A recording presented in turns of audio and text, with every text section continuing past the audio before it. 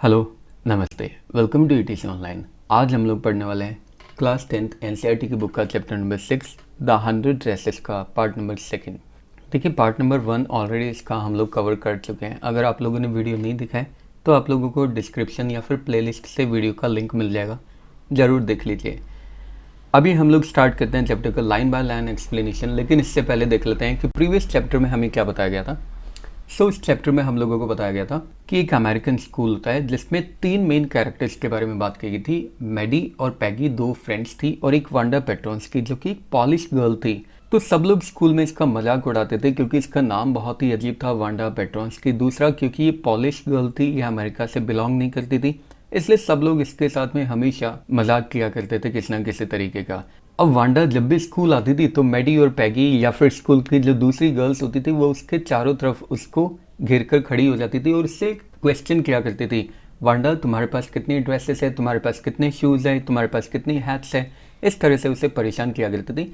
Wanda हर बार reply करती थी, मेरे पास 100 ड्रेसेस है, मतलब 100 मेरे पास ड्रेसेस है। और इस तरीके से गर्ल्स उस पर फिर हंसा करती थी, उसका मजाक उड़ाया करती थी। वांडा का उस पूरी स्कूल में कोई फ्रेंड भी नहीं था। वो बॉगिन्स हाइट में रहती थी, स्कूल भी अकेले आती थी और स्कूल से भी अकेले जाती थी। अब स्कूल में एक ड्राइंग कंपटीशन ऑर्गेनाइज करवाया जाता है जिसमें सब लोगों ने एक्सपेक्ट तो किया था कि पैगी को अवार्ड मिलेगा, फर्स्ट प्राइज मिलेगा, क्योंकि पैगी उस पूरी स्कूल में सबसे ज़्यादा पॉपुलर गर्ल थी, सबसे ज़्यादा सुंदर थी। साथ ही साथ सब लोगों को ये मानना था कि वो सबसे अच्छी ड्राइंग बनाती है। जिस दिन रिजल्ट डिक्लेरेशन डे होता है उस दिन मिस मैसन जो कि टीचर होती है वो अनाउंस करती है कि वांडा पेट्रोन्स्की ने 100 ड्रेसेस ड्रॉ की है, सारी एकदम अलग अलग कलर्स में और पूरी क्लास में एकदम लाइंड अप होती है, मतलब सारी लाइन से लगी हुई रहती है। तो फर्स्ट प्राइज जीतने वाली यहाँ पे जो बनी थी वो थी वांडा पेट्रोन्स्की, लेकिन क्योंकि वो अभी स्कूल में प्रेजेंट नहीं थी इसलिए उसकी अपलॉज अभी ड्यू थी। मिस मैसन सब बच्चों को बोलती है, आप सब लोग इन 100 ड्रेसेस को देख सकते हैं। यहाँ तक हम लोगों ने पढ़ा था पिछले एपिसोड में, अब आगे।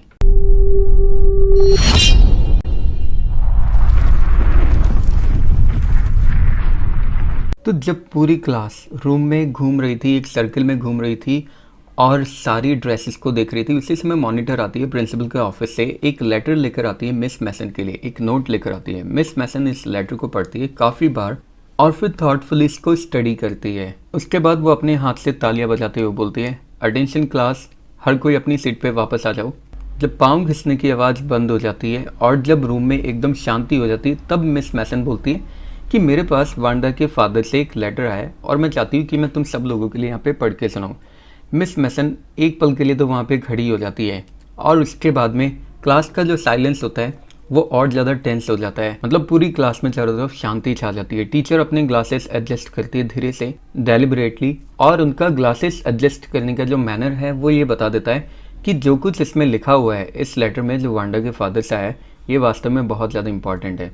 हर कोई उस लेटर को बहुत ध्यान से सुनता है जो मिस मैसन रीड करती है। उस लेटर में लिखा होता है, डियर टीचर, मेरी वांडा अब से आपके स्कूल में कभी नहीं आएगी और उसका जो भाई है जेक वो भी नहीं आएगा। हम लोग एक बड़े शहर में जा रहे हैं। अब वहाँ पे कोई पॉलक कह के चिल्लाएगा नहीं और कोई भी ये पूछेगा नहीं कि इतना फ़नी नेम क्यों था, क्योंकि बिग सिटी में ज़्यादातर लोगों के फ़नी नेम्स ही होते हैं। योर्स ट्रूली, जेन पेट्रोन्स्की। पूरी क्लास में एक डीप साइलेंस पसर जाता है इस लेटर को पढ़ने के बाद में। मिस मैसन अपने ग्लासेस उतारती है, चश्मा उतारती है, उस पर फूंक मारती है और फिर एक सॉफ्ट और वाइट हैंडकरचीफ से उसे पूछती है और उसके बाद में वो वापस से उन चश्मे को लगा लेती है और क्लास की तरफ देखती है। और इस बार जब मिस मैसन बोलती है तो उनकी आवाज़ बहुत ही ज़्यादा धीरे होती है और वो बोलती है कि मैं एकदम श्योर हूँ कि रूम 13 में से किसी भी बॉय या गर्ल ने पर्पसली या डेलिबरेटली किसी की भी फीलिंग को हर्ट नहीं किया होगा, क्योंकि उसका नेम या तो काफ़ी ज़्यादा लंबा है या फिर अनफेमिलियर है। साथ ही साथ मैं ये भी प्रेफर करती हूँ कि इस लेटर में जो कुछ भी कहा गया है वो अनजाने में कहा गया है। थॉटलेसनेस मतलब अनजाने में कहा गया है, क्योंकि मैं तुम सब लोगों को जानती हूँ और मैं ये भी समझती हूँ कि तुम सब लोग भी वही फील करते हो जिस तरीके से मैं फील करती हूँ। ये बहुत ही अनफॉर्चुनेट थिंग है जो हमारे साथ हुई है। अनफॉर्चुनेट यानी बदकिस्मती वाली बात, और साथ ही साथ सैड भी है, दोनों है। और मैं चाहती हूँ कि आप सब लोग इस बारे में ज़रूर से एक बार सोचें। अब जो फर्स्ट पीरियड था वो स्टडी पीरियड था। मेडी ट्राई तो करती है अपने लेसन्स को प्रिपेयर करने की, लेकिन वो अपना माइंड नहीं लगा पा रही थी अपने काम के ऊपर। उसको बहुत सिक फीलिंग हो रही थी उसके स्टमक में, मतलब उसको एकदम अजीब तरीके का फील हो रहा था। और वास्तव में एकदम सच्ची बात भी तो है यार, वो कभी भी इंजॉय नहीं करती थी जब पैगी वांडा से पूछती थी कि उसके पास कितनी ड्रेसेस हैं, उसकी क्लोजेट में कितनी ड्रेसेस रखी हुई है, लेकिन वो कभी कुछ बोलती भी तो नहीं थी। वो तो बस बगल में एकदम चुपचाप खड़ी रहती थी, एकदम पास में वो तो खड़ी रहती थी और वो भी एकदम चुपचाप खड़ी रहती थी। और चुपचाप खड़ा रहना भी उतनी ही बुरी बात है जितना बुरा पैगी किया करती थी। इनफैक्ट उतनी ही बुरी बात है। वो सच में एक कावर्ड थी, वो सच में एक कायर्ड थी। कम से कम पैगी ने तो कभी भी ये कंसिडर नहीं किया कि वो हमेशा मीन बन रहे हैं, मतलब वो मतलबी बन रहे हैं। लेकिन जहाँ तक मैडी की बात है, उसे कभी कभी ये लगता था कि वो कुछ ना कुछ गलत कर रहे हैं, क्योंकि वो खुद अपने आप को वांडा की जगह पर रख के देख सकती थी। हे भगवान, क्या कोई ऐसी चीज़ नहीं थी जो वो कर सकती थी? काश कि उससे सिर्फ एक बार चांस मिल जाए कि वो वांडा को ये बात बता सके कि वो कभी भी उसकी फीलिंग्स को हर्ट करना नहीं चाहती थी। वो पीछे की तरफ घूमती है और पैगी पे एक नज़र डालती है, लेकिन जो पैगी होती है वो तो ऊपर देखती नहीं है, वो तो अभी भी स्टडी हार्ड कर रही थी, हार्ड स्टडी कर रही थी।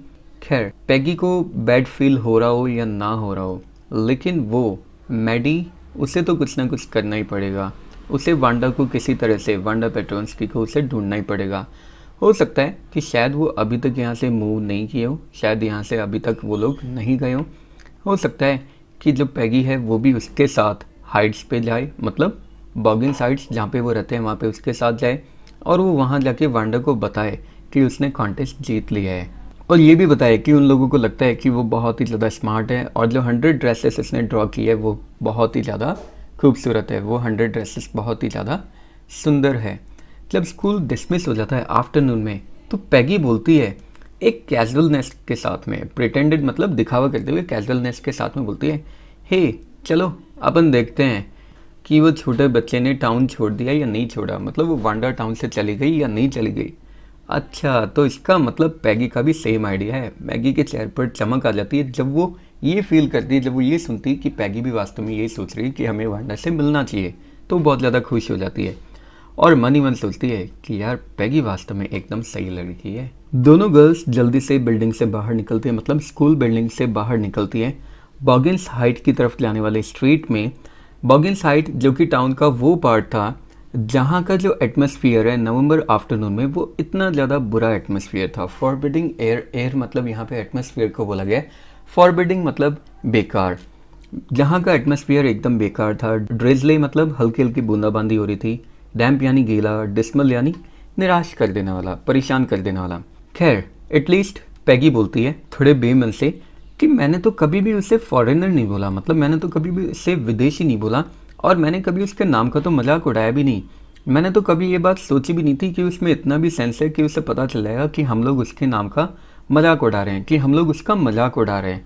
मुझे तो लगता था कि वो तो डम्ब है, वो तो बेवकूफ़ है, और देखो कितना अच्छा ड्रॉ कर सकती है वो। मैडी कुछ भी नहीं बोल पाई, मैडी कुछ ना बोल पाई।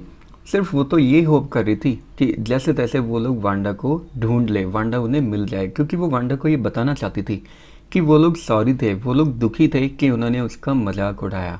और ये भी बताना चाहती थी कि पूरी स्कूल क्या सोचती है कि वो कितनी ज़्यादा वंडरफुल थी। और ये भी बताना चाहती है कि प्लीज़ कि वो यहाँ से नहीं जाए, अब के बाद में हर कोई उसके साथ एकदम नाइसली बिहेव करेगा। वो और पैगी हर उस इंसान से फाइट करेगी जो उसके साथ नाइस बिहेव नहीं करेगा। दोनों गर्ल्स जल्दी जल्दी जाती है बॉगिंस हाइट पे।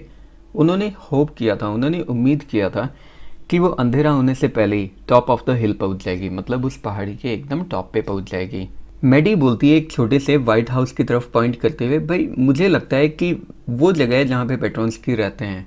सूखी हुई घास के जो गुच्छे थे वो जगह जगह पे यहाँ वहाँ पड़े हुए दिखाई दे रहे थे रास्ते में। ऐसा लग रहा था कि जैसे छोटी छोटी बिल्लियाँ इधर उधर रास्ते में खड़ी हुई है। जो घर था उसका फैला हुआ जो छोटा सा आंगन था, जो छोटा सा यार्ड था, वो थोड़ा बेकार दिखाई दे रहा था लेकिन एकदम साफ सुथरा था।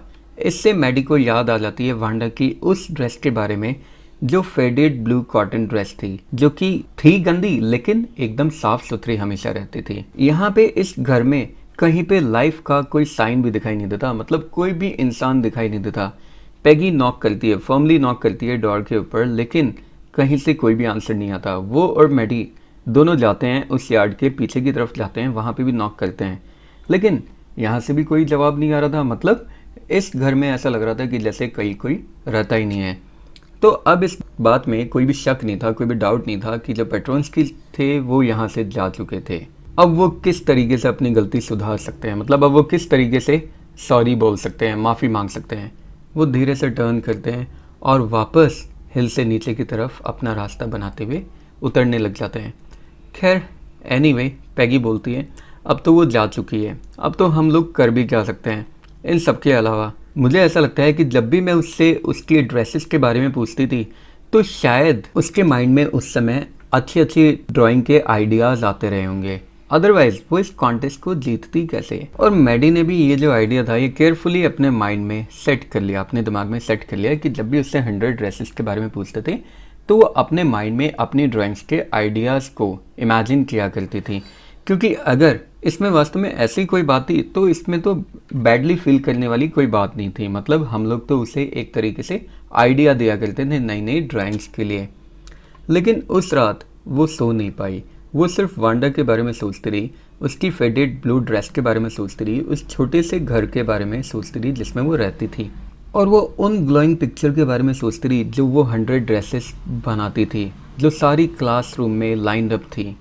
एट लास्ट मैडी बैठ जाती है अपने बेड पे और अपने माथे को जोर से प्रेस करती है, मतलब अपने सिर को जोर से दबाती है अपने दोनों हाथों से और सोचने लग जाती है। ये सबसे ज़्यादा हार्डेस्ट थिंकिंग थी जो आज तक उसने कभी की थी, मतलब बहुत बहुत ही ज़्यादा गहराई से वो सोचने लग जाती है। काफ़ी लंबे टाइम तक वो सोचती रहती है और वो एक इम्पॉर्टेंट कंक्लूजन पे पहुंचती है, और वो कंक्लूजन ये था कि अब से ऐसा कभी भी नहीं होगा कि वो चुपचाप खड़ी हुई है और कुछ भी नहीं बोल रही है। मतलब अब से ऐसा कभी भी नहीं होगा कि वो चुपचाप खड़ी हुई है, कोई किसी का मजाक उड़ा रहा है और वो कुछ भी नहीं बोल रही है। इनफैक्ट वो उसको ऑपोज करेगी, उसके अगेंस्ट जाएगी जो भी किसी को परेशान करेगा। अगर आज के बाद में उसने कभी भी सुना कि कोई किसी का मजाक उड़ा रहा है क्योंकि वो फ़नी दिखते हैं, मतलब वो फ़नी लुकिंग है या फिर उनके अजीब से नाम है, तो वो हमेशा बोलेगी, मतलब वो चुप नहीं रहेगी, चाहे इसका मतलब उसे पैगी की फ्रेंडशिप को लूज ही क्यों ना करना पड़े। क्योंकि अब उसके पास कोई तरीका था ही नहीं ना यार जिससे वो वांडा के साथ में अपने पुराने मैटर को ठीक कर सके।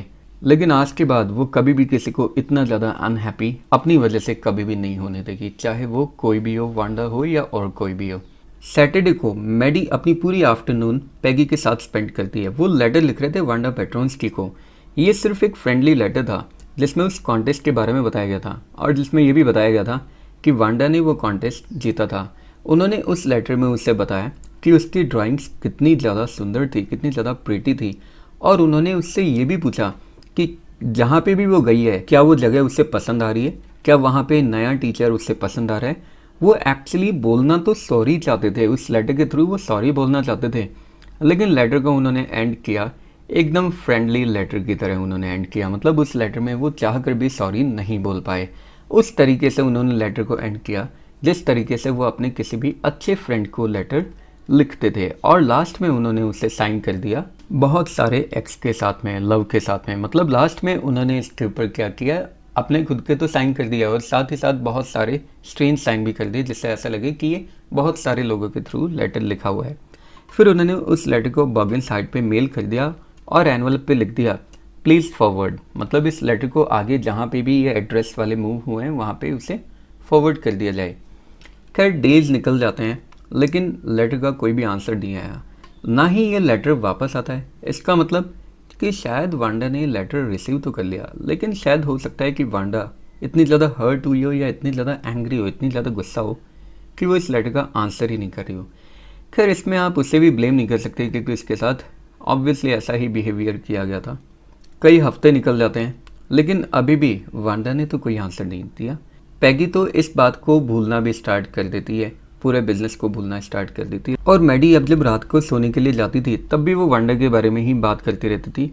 उसे गर्ल्स की उस भीड़ से बचाया करती थी जो गर्ल्स उसे परेशान करती रहती थी, ये पूछते हुए कि वांडा तुम्हारे पास कितनी ड्रेसेस है, उससे वो बचाया करती थी। मैडी बचाया करती थी, मतलब वो इस तरीके के सपने देख रही थी कि गर्ल्स उसे परेशान कर रही है, वांडा को परेशान कर रही है और मैडी बीच में पूछ रही है और उसे डिफेंड कर रही है, उसे बचा रही है। और इससे पहले कि वांडा अपने दोनों होठों को मिला पाती कुछ बोलने के लिए, इससे पहले मैडी आ जाती और वो बोलती, चिल्ला के बोलती, स्टॉप, रुक जाओ। फिर हर कोई अशेम्ड फील करता बिल्कुल उस तरीके से जिस तरीके से वो खुद भी फील किया करती थी। मतलब जिस तरीके से वांडा खुद भी अशेम्ड फील किया करती थी, शर्मिंदगी फील किया करती थी, हर कोई उसी तरीके से शर्मिंदगी फील किया करता था।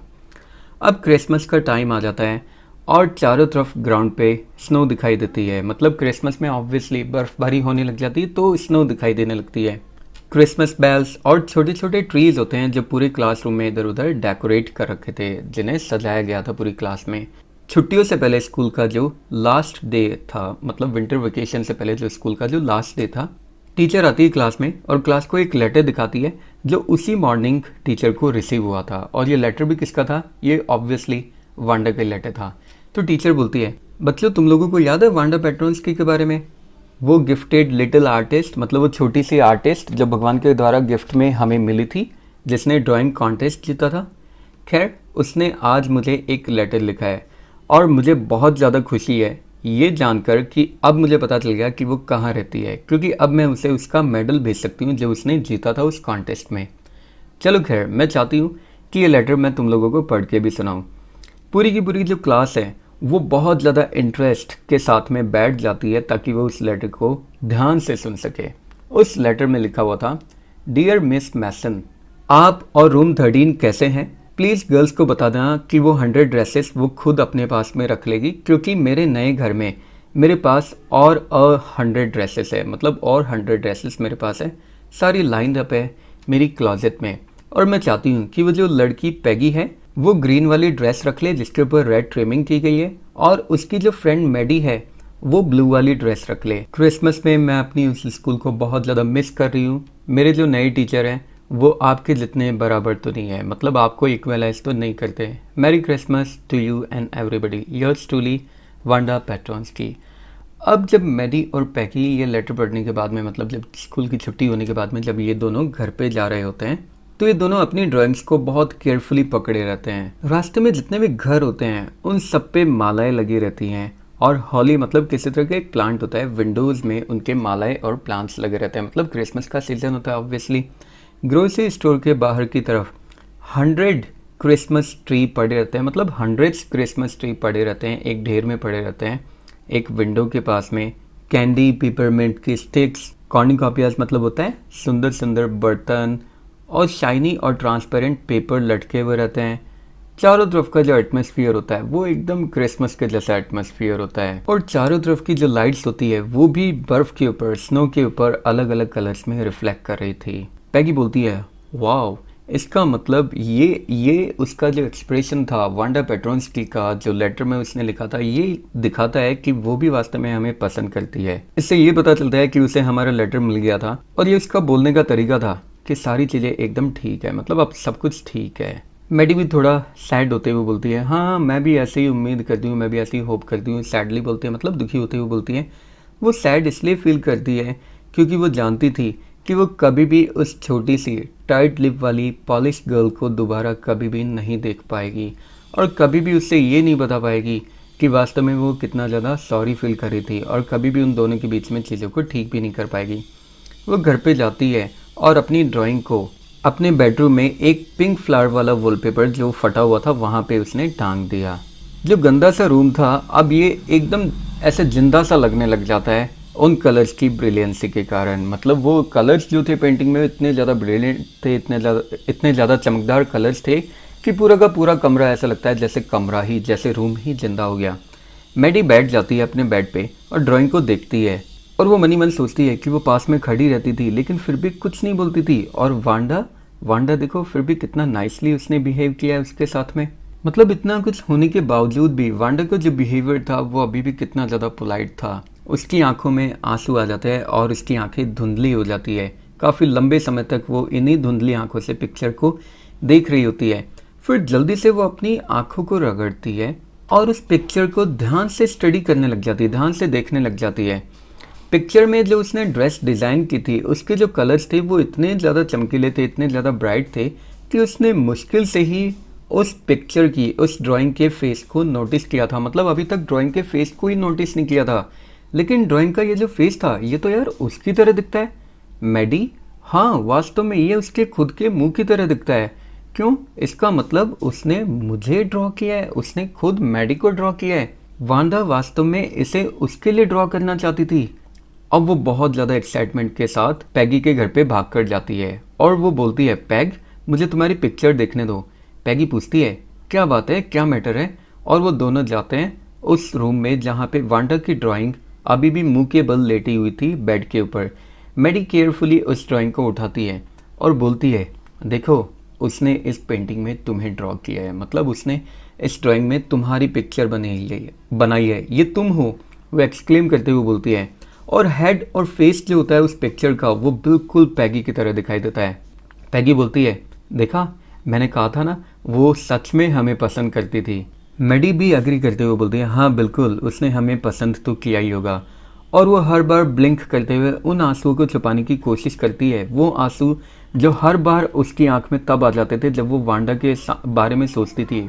वांडा के बारे में सोचती थी जो सनी स्पॉट में अकेले खड़ी हुई है स्कूल यार्ड में और दुखी होकर उन हंसती हुई गर्ल्स के ग्रुप की तरफ देख रही है और फिर वहां से चली जाती है, ये बोलते हुए, sure 100 of them all lined up, मतलब मेरे पास 100 ड्रेसेस हैं, सारी की सारी लाइंड अप। और इसी के साथ ये चैप्टर यहीं पे एंड हो जाता है। मैंने आप लोगों को बताया था चैप्टर में बहुत इंपॉर्टेंट मैसेज दिया हुआ है, तो इस चैप्टर में हमें यही मैसेज दिया हुआ है कि हम लोगों को कभी किसी का मजाक ऑब्वियसली नहीं उड़ाना चाहिए, क्योंकि जो फीलिंग हमारे अंदर होती है वही फीलिंग किसी और के अंदर होती है। जैसा हम लोगों को फील होता है बिल्कुल वैसा ही किसी और को भी फील होता है। तो इसलिए जब भी हम लोग किसी और का मजाक उड़ाने के बारे में अगर सोचे भी तो बिल्कुल हम लोगों को ये सोचना चाहिए कि अगर उसकी जगह पे हम लोग होते तो हम लोगों को कैसा फील होता, फिर शायद हो सकता है हम लोगों के माइंडसेट चेंज हो जाए। और इसी के साथ ही चैप्टर यहीं पे एंड होता है। आई होप आप लोगों को चैप्टर का लाइन बाय लाइन एक्सप्लेनेशन समझ में आ गया होगा, साथ ही साथ चैप्टर आपको इंटरेस्टिंग भी लगा होगा। अगर चैप्टर आपको इंटरेस्टिंग लगा है तो इसी तरह के और मज़ेदार और इंटरेस्टिंग वीडियोस के लिए बने रहिए टी से ऑनलाइन के साथ। नेक्स्ट वीडियोस तक के लिए have a good day, take care, bye bye, जय हिंद, जय भारत, राधे राधे।